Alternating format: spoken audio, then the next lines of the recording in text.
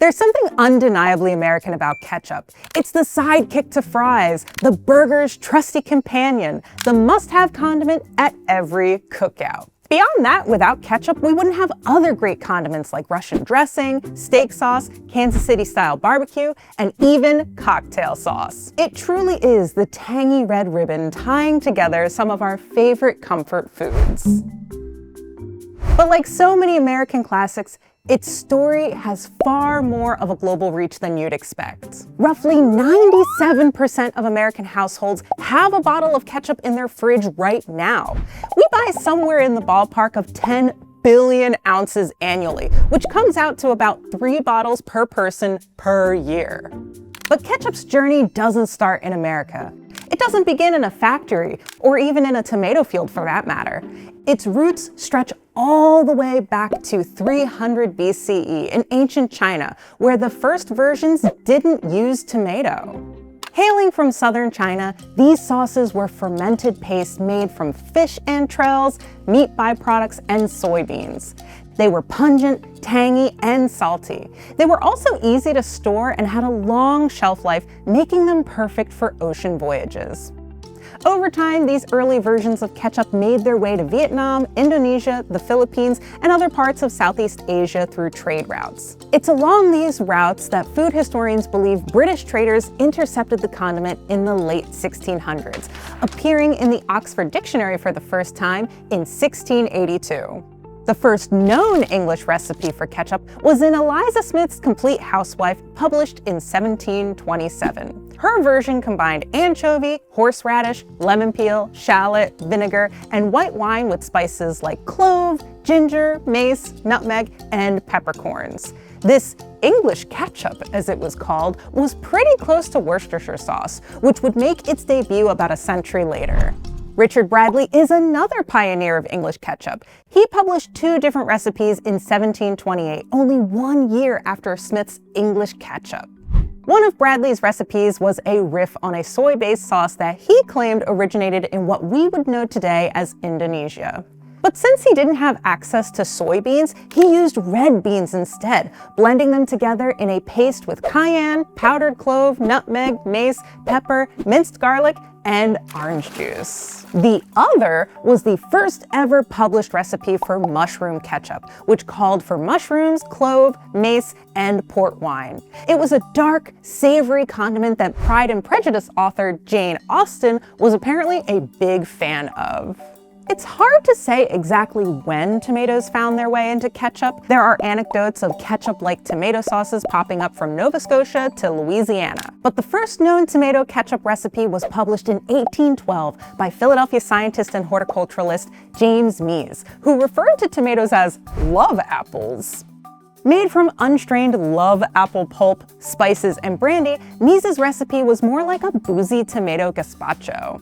The inception of tomato ketchup coincided with the rise of large-scale commercial bottling and canning. In fact, the first cannery opened in New York City the same year Mees published his recipe, and the first ketchup bottles hit the shelves in 1837. Commercial bottling and canning was a game changer for the American food industry, and only increased in popularity through the 1800s due to a couple of things.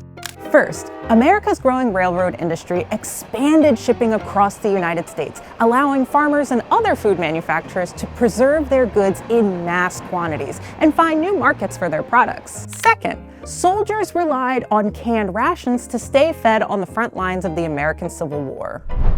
Around this time, the ketchup industry was really starting to boom, but there was one major flaw in these early tomato-based recipes.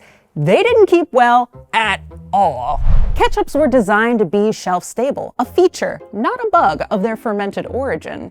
Unfortunately, tomatoes decompose fairly quickly, and because their season is relatively short, early commercial ketchup producers had a tough time preserving tomato pulp year-round. In 1866, French cookbook author Pierre Blot called commercial ketchup filthy, decomposed, and putrid because of the amount of bacteria, spores, yeast, and mold they often contained. In an attempt to extend tomato ketchup's short shelf life, producers added dangerous amounts of preservatives, including boric acid, formalin, salicylic acid, and benzoic acid. Because these early ketchups looked unappetizing, often described as looking muddy and brown, coal tar was used to create a bright red color to mimic freshly ripe tomatoes in hopes of enticing customers.